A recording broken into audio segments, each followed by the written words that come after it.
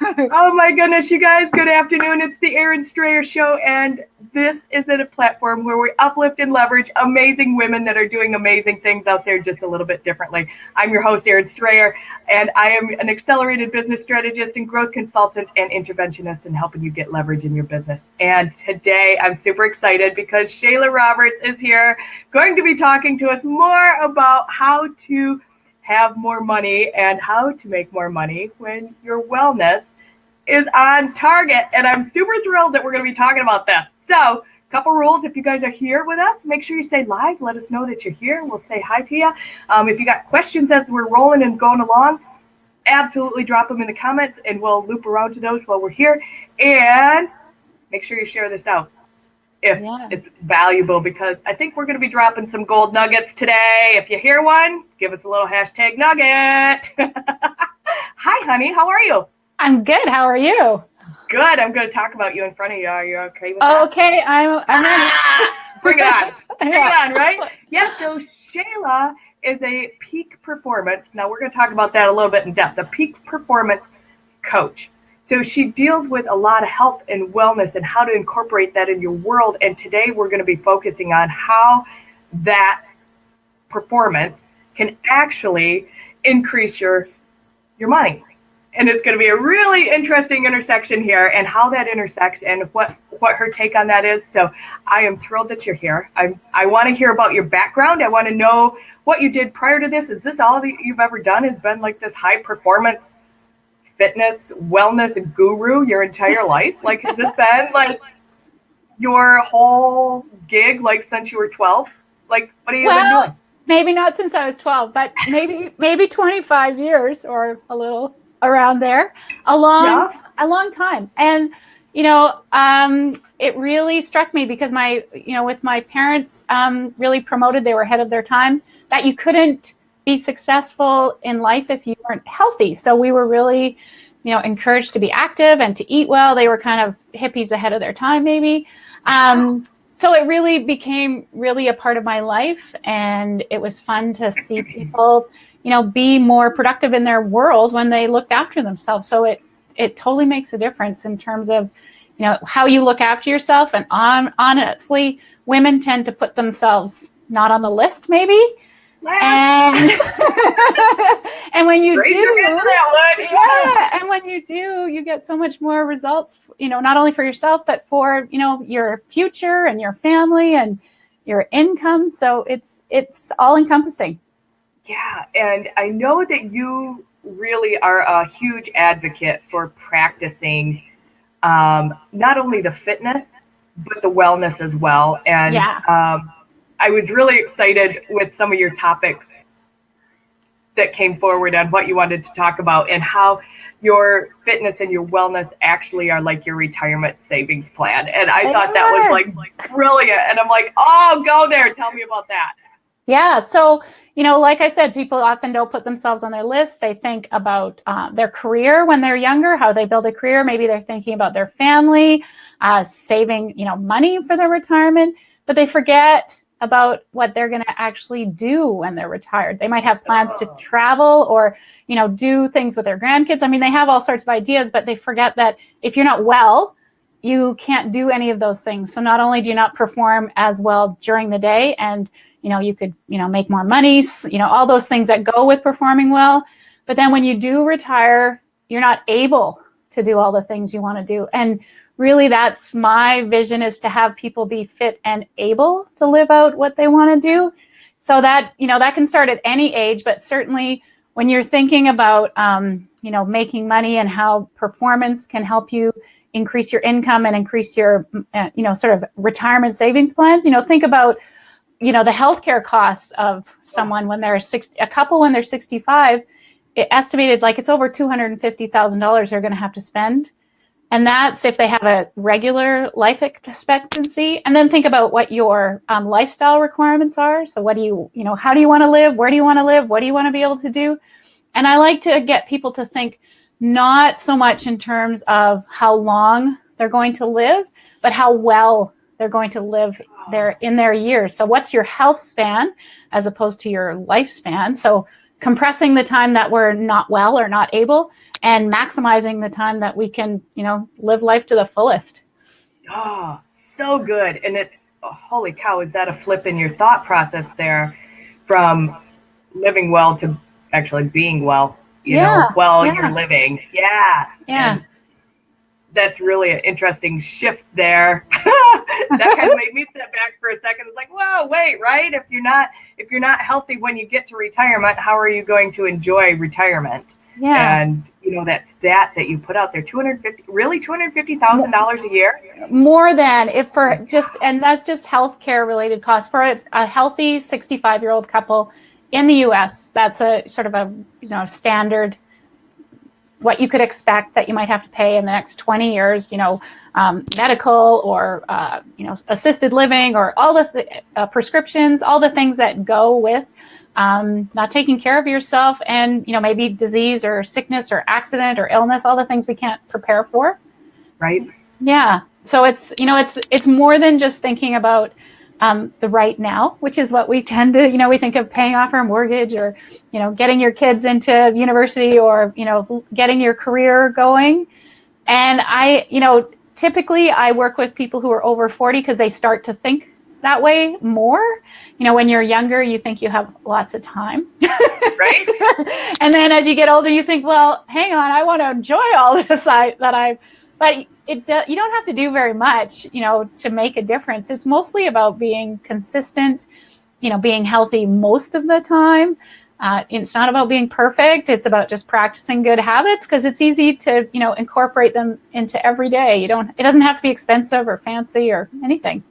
Yeah. So let's take a second and talk on those practicing good habits. So what does something like that look like? I mean, to me, it's like, okay, well, cut down on your, your lunch meats and your, packaged foods, right? Yeah. No, I mean, that's a perfect start. Yeah. Right? Yeah. And cut the sugar out a little bit and slow down on the coffee. I'm drinking tea right now, so I'm drinking hot water. Yeah. I mean, there's coffee in moderation is fine. Lots of things are fine if you don't just try to live on them. But, the pillars of health really are being active. And that doesn't even mean exercise, just not sitting all day. So if you can get up and walk around for 5 minutes every hour, every 2 hours, if you drink lots of water, which is good, then you'll have to go to the bathroom, which is good because that means you're walking. There's all sorts of things. Like I have a client that every time they go to the bathroom, they do like 3 wall push-ups against the, this, so that it just becomes a habit, right? So it's not about going to the gym or doing things. So yes, not eating processed foods is, a huge impact. That's a really good place to start. Making sure that you have breakfast. People often skip breakfast, or they have something that's processed or high sugar or caffeine. So having doesn't have to be big, but, something that's real, like oatmeal, or something that you can, eat and it's a real food. Getting enough sleep, because we tend to sit in front of our screens, and that interferes with, sleep patterns. So, having a routine for going to bed at the same time, getting up at the same time, making sure that you move during the day, making sure that 50% of your diet is vegetables, not being overweight, not smoking, not drinking too much. I mean, they're all the things we already know. It's not that nobody doesn't know these things. It's how do you fit them into your day? That's where, you sort of get, it's a good idea, but you kind of forget day after day that you should. And, just making small changes, like the client that does the 3 wall push-ups every time she goes to the bathroom.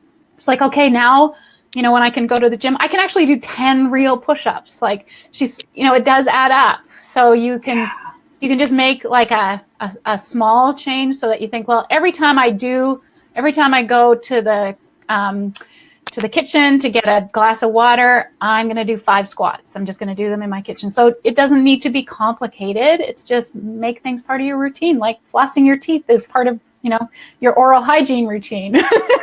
Yeah. Yeah. So we got fitness hygiene.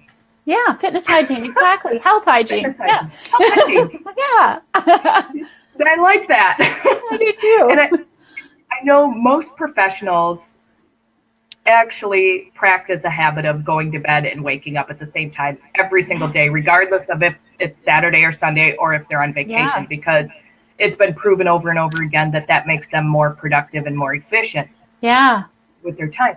So why wouldn't we, as high producing, high high volume people incorporate 3 push-ups every time we went to the bathroom against the wall. Why wouldn't we do that? Yeah, it's simple. I mean, really, I think when people are making change, they think too big. They think, oh my God, I have to go to the gym. That means I can't, I have to pick up my kids, or I work late, or they start thinking of all the things that are going to get in the way. I got to get new clothes because I don't have any workout clothes. I don't know what I'm doing. There's all these barriers. Yeah. And instead of just saying, well, what can I do right now? And, another great example, I had a client that wanted to cook better, that, I really need to eat better. And one of those, that means that I need to learn how to cook, and just couldn't do it, couldn't get started. And I said, well, maybe that's too big of a step. Maybe what we need to do is just read some recipes.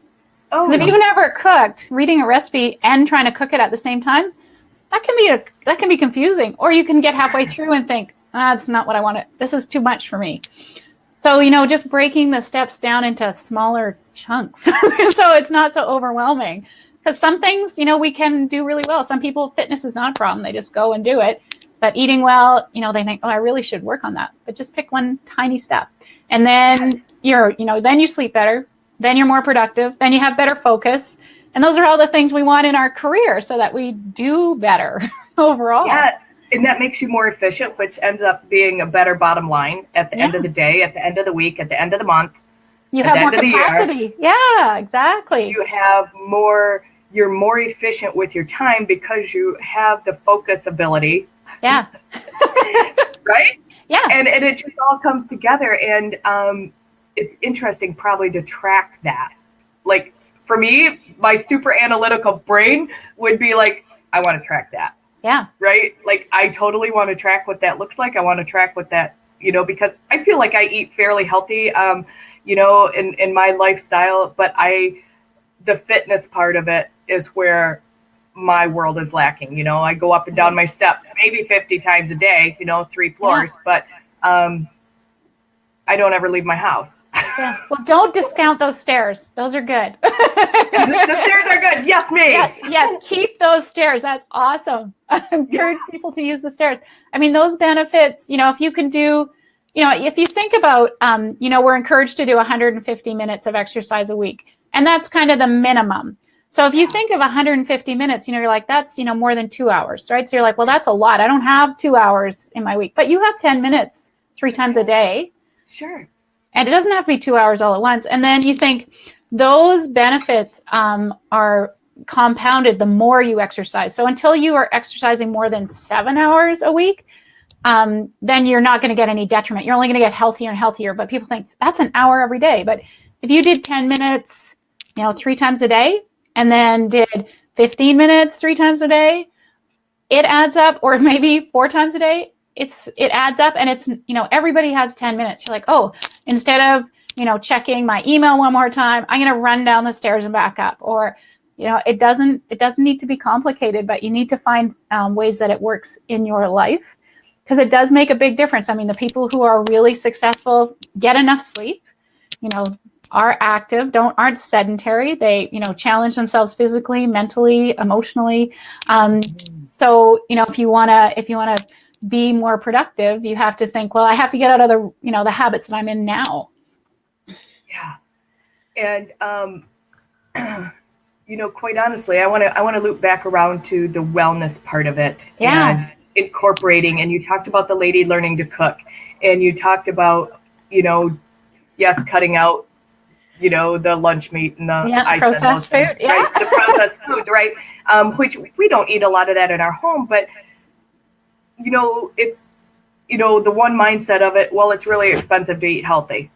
Right. That's, and it's easy to eat, not healthy because it's available everywhere.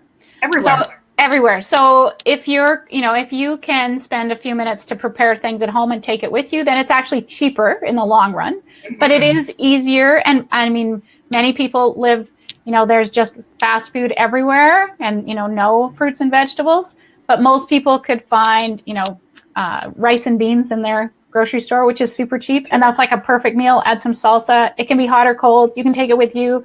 It doesn't have, that is not complicated. but it takes some planning ahead and breaking some old patterns.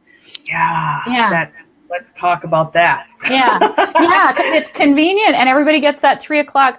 Oh, I need to get out of my office or I need to do something. So, they end up at a coffee shop with a cookie and a coffee and so maybe that 3:00 you think, well, actually I need a break. I don't actually need the coffee and a cookie. What I need is a break. So I'm going to go for my 10-minute walk, or I'm going to go get some water, or I'm just going to go talk to someone who's on a different floor that I know, or, make the same queue. I still need a break at 3, but now change the routine that's involved in that queue. Because often we just are, it's kind of a thoughtless habit. It's what we always do. And then you end up at the counter, you're like, how did I get here? It's so funny because I recently quit coffee, but I was a 3-pot a day drinker. Whoa. Prior to September. So it had become an addiction for me. Yeah. But I actually did some research, and you might know this too, specifically on coffee. The majority of people that drink coffee actually have a budget for coffee. Yeah. That's $40 a week. Wow. For coffee. Yeah. I mean, think about that as far as the money thing goes and how to make more money. Yes, okay, you're not going through the drive-thru at your favorite coffee shop. Mm-hmm. Right? Yeah. On the way to work, on your break, and on the way home at $5 a pop minimum. That's right? Easy. And then all the calories that come in it, because you get all the yummy coffee. It's not just a Americano. It's a flat black, right? Yeah. You got the cream and you got the sugar in there, so you got all the stuff that, builds up.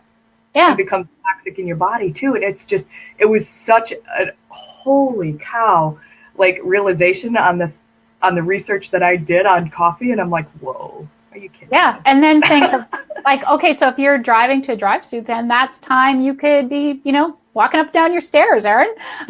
Yeah. Right. That's time you could use, something with something else. Because often people, that's the biggest excuse is people say, I have no time, but really they have time. They're just using it in a, maybe non-productive way. Yeah. Yeah. So quick little things. So the up and down the stairs, the squats in the kitchen, the wall push-ups. Calf raises. All those things are super simple. I have another client. She said, I really need to work on my core. And I said, well, when could you do a plank? She goes, well, I take my dog for a walk every morning. Like, well, can you not do a plank every day, every time you take your dog? You're already in your outside clothes. You can do it on your, floor. Your dog is going to probably love it. Hey, you're down here with me. This is great. Right? Yeah. So I think people just need to imagine, doing things. They don't need to go to a gym. They don't need special equipment. You can just do it, but do it attached to a habit you already have so that it makes it easier to remember. You don't have to think, oh, I have to do my plank. You just think, I've taken my dog for a walk. It's time. How do you suggest that people that don't do these things that want to start incorporating them? Start with one thing. Really break it down into the one thing you want to start doing, because once you get momentum, it's easier to start doing more. So I would encourage people to start small because it's more motivating. Because if you start big and you don't do it, then it's like, oh, I didn't do that again and I don't have time. So start small, start where you are right now. Just pick the one thing that would make the most difference to you. So whether it's, I need to drink more water, and I would encourage them to be positive. So not, I want to stop something, but I want to do something. So, if you were drinking coffee instead of every time I have a cup of coffee, I have to have a glass of water. Well, you'd be full and you'd walk around a lot because you'd have to go to the bathroom a lot. Right. And then you'd be doing your push-ups. You'd be like, oh, yeah. Oh. Do you suggest that people set an alarm? I'm a total schedule girl. For me, that makes sense in my head. Well, if I got to remember to do that, how am I going to remember to do that? Do I need a sticky note? Do I need an alarm? What works for me? Yeah. Do you have little tips? I think if you're somebody who sits at a desk a lot, then probably that would work because it's easy to get all of a sudden 3 hours go by and you haven't moved. Yeah. And we know being sedentary is such a health risk on its own. Even if you exercise regularly, it's something that we want to encourage people to not sit for hours at a time. So, their alarm could go off and, they don't need to leave their computer. It would just be to stand up. just not being sedentary. So things like that, I think that'd be a great way. And then, I don't use an alarm, but I do use that when I do this, I have to do that kind of thing, because, things like, brushing your teeth or going to the bathroom or, getting a glass of water, you're going to do them over and over again. So it just becomes like, maybe you look, usually I only do them when I'm in my home, so I don't look like a nut in the public bathroom. Right? So you might want to put some parameters around that, but so it just becomes, what you do. Yeah. That's so cool. Yeah. So putting it all together, like the healthy and the fitness and the mindset and what that all looks like playing out. Put that all together for me. Yeah. Yeah. So I think, in terms of the pillars of health, those are the three. I think the mindset is the most important. It's the one that gets people sort of stumble on, like how they think, and it's also what keeps them from maybe keeping doing it. So it's the it's sort of the quick fix mentality as opposed to I can do this long term. So that's why I think breaking it down is really important. Having a long-term vision. So what do I want to be when I retire? What do I want to have? How do I want to look? How do I want to feel? What do I want to be able to do? So understanding like this is what I'm working toward, and it's for me. So that's super cool. So having that mindset about I can improve as opposed to trying to prove that you can do something. So improving every day, just a little bit every day. And then I think it's really easy to make small changes in your diet. So bringing fruit instead of processed food. So if you need sugar, have like real sugar, have a piece of fruit, or, making sure that, lunch and dinner, half my plate is vegetables with, not covered with cheese sauce or oil, but just vegetables, because that's, lots of nutrients, lots of fiber, lots of water, things that people are fairly deficient in if they eat sort of the standard American diet. Yeah. And then don't think about fitness as a big separate thing. Just, if you're not exercising now, just find ways to, do it in your day. So your alarm goes off, Erin, you run up and down the stairs a couple times, come back, by the end of the day, you've done like, how many 10,000 steps, and it's all stairs. Yeah. It's funny because, I love my Fitbit. Yes. Because it like gives me a little, hey, let's go for a walk. Yeah. Hey, want to do 20 steps? Yeah. Come on, I know. Perfect. Yeah. So if people are wanting to incorporate that, I highly recommend going and getting one of those little gadget things, or set an alarm on your phone. You don't have to pay for the high-tech stuff. Yeah. But it's really interesting because I didn't realize how bad I was sleeping. They are so good for that. Yes. Yeah. Mm-hmm. I thought I was sleeping like a baby. Nope. Because I got the new bed, right? Yeah. Nope. Yeah. And then you're like, no wonder I'm not getting anything done. I'm sleep deprived. Yeah. Yeah. And feeling like you need a nap in the middle of the afternoon. Or sugar. Right? Yeah, right. Or sugar. Yeah. So what do you got going on? How can people find you? How can people because I know that I loved your site because you put I loved Mushroom Monday on your site. Awesome. I'm like, no joke. She's talking my language. I'm a mushroom girl. Bring it on. So I know that you have all kinds of tips and how-tos and things to do on your evolution coaching web on your web. Is that your website too? I do Evolution Coaching U, like University U, just the U is my website, and people can sign up and they will get a food fact on Monday and a fitness fact on Wednesday, and then some random wellness tip during the week. So lots of reminders about how you can incorporate it into your life and why, because I think you need to, you have to know the why and the how. You can't just, one or the other, you need both. So you can sign up, and I send out lots of information about nutrition and fitness and how it can help you, improve your health span, which I'm really into. Everybody wants to look good and feel good and, be their best. They can check out my Facebook page at Evolution Coaching. So that's where Mushroom Monday was.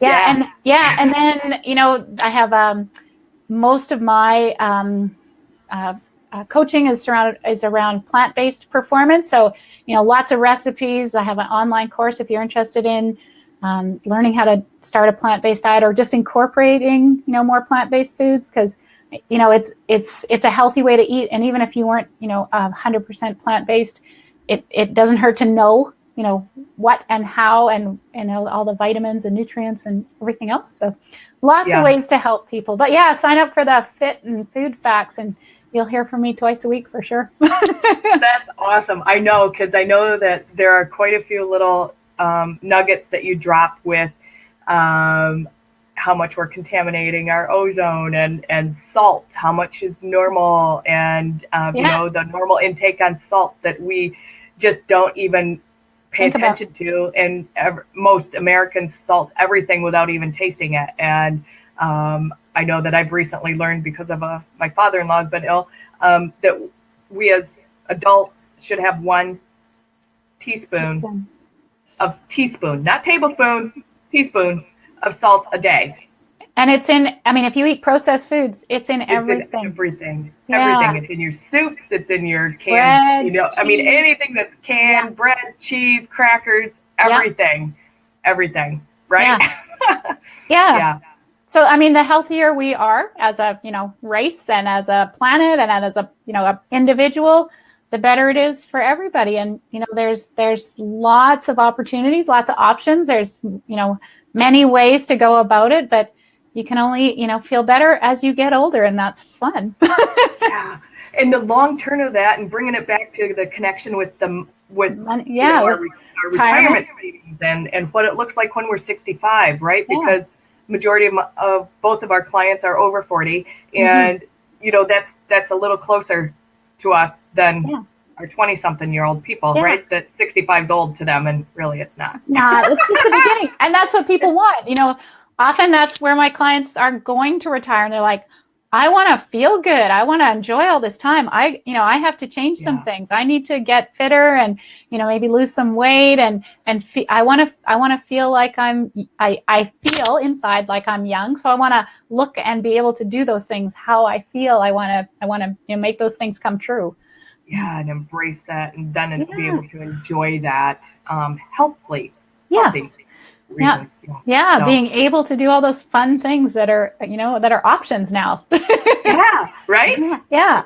That's so cool. When we're done here, will you drop your links in the feed for people that are interested in hopping on your newsletter and getting those cool little tips during the week, or follow you on Facebook? Will you just drop those in the feed for the people? I will, yeah. I have one question before we leave, and then we're gonna really be mindful of time. What is your favorite fitness tip? Number one favorite fitness tip. Favorite? Oh my goodness. Do something every day. It doesn't matter what. Go for a walk, do some stretching, get outside. Just don't be sedentary every day. Make sure you move every day. Yeah. I love that. I love that. We have been here on the Erin Strayer Show with Shayla Roberts, who is a peak performance coach, and we've been talking about the connection between wellness, fitness, and retirement, and what that looks like, bringing it all together. And I really have been enjoying our conversation, Shayla. I think that I know that I'm going to be picking up those tips every week from you, and learning how to make mushrooms a different way myself. Awesome. And again, you guys, thanks for being here with us. This has been the Erin Strayer Show. We're here every Tuesday and Thursday live at 1 o'clock, and we'd love to have you here with us. So take care, everybody. Thanks for your time. We'll see you right back here soon. Thanks, Erin. Hang on.